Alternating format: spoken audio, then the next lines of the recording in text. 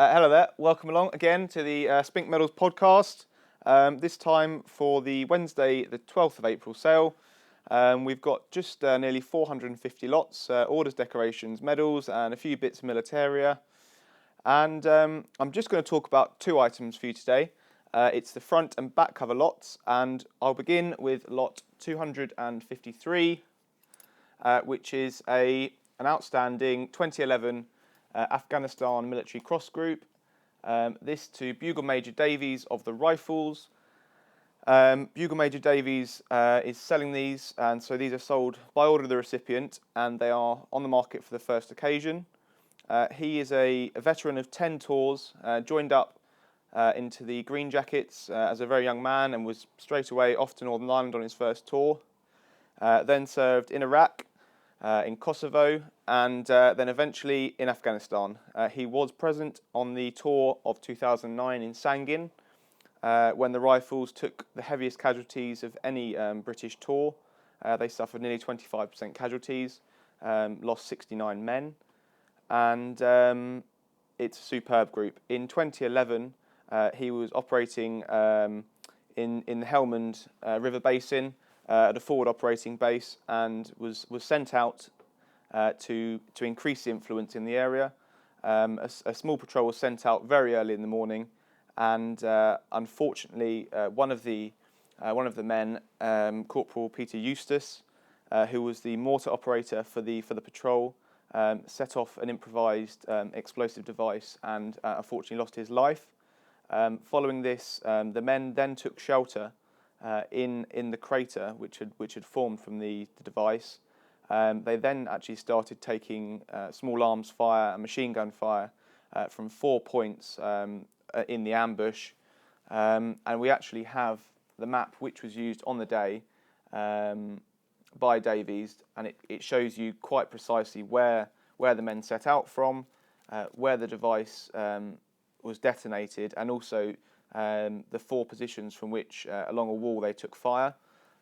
It was at extremely close range, and it's a very emotive group. Bugle Major Davies, when they were taking a hail of fire, he effectively jumped up, took control. The commanding officer suffered quite severe injuries. Davies effectively just jumped out and ran forward to take the fire, enabling his men to withdraw. He was recommended for the conspicuous gallantry cross, but received the military cross. We can also see the group comes with a full plethora, as you'd expect, of original documents. We've got his uniform, we've got his certificate of service, and so do read the catalogue entry. It is a long one, but it really tells you the story of what he was doing and the heroism he showed on that day. So it's lot 253. It carries an estimate of 12 to 15,000, and considering what we have been achieving recently for other items in the modern gallantry section, we had a very nice another Afghanistan MC which achieved 14,000 in the last sale, and so I expect there to be strong bidding for this important group. Together with this, Davies, when he returned, he was actually recognised as an ambassador for veterans. His image was beamed up onto the Tower of London, and he did feature in a quite important book, and so there is lots of information out there. These are of national importance, and so they're well worth a bid. Please do give the catalogue a read. You can see everything we've got here. It's a quite superb group. And so we go from the front cover, which is from the British gallantry section.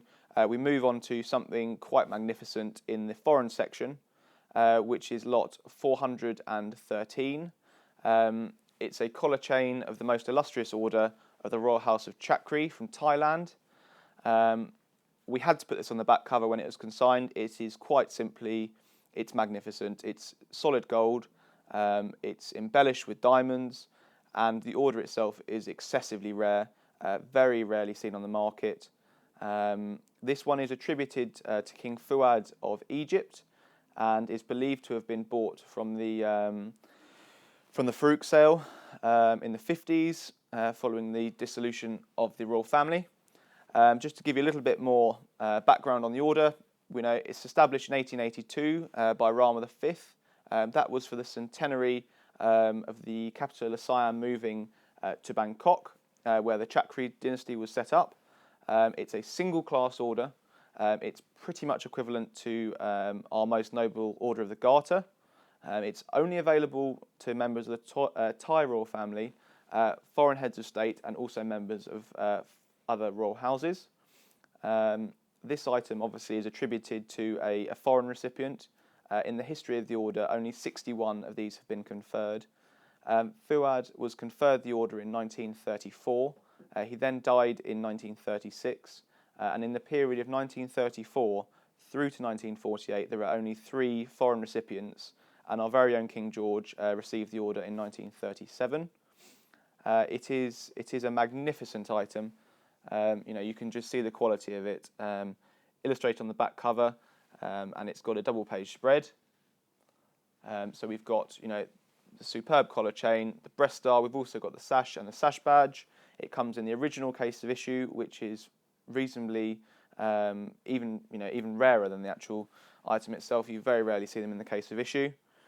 And it carries a pre-sale estimate of £8,000 to £12,000, and it's lot 413.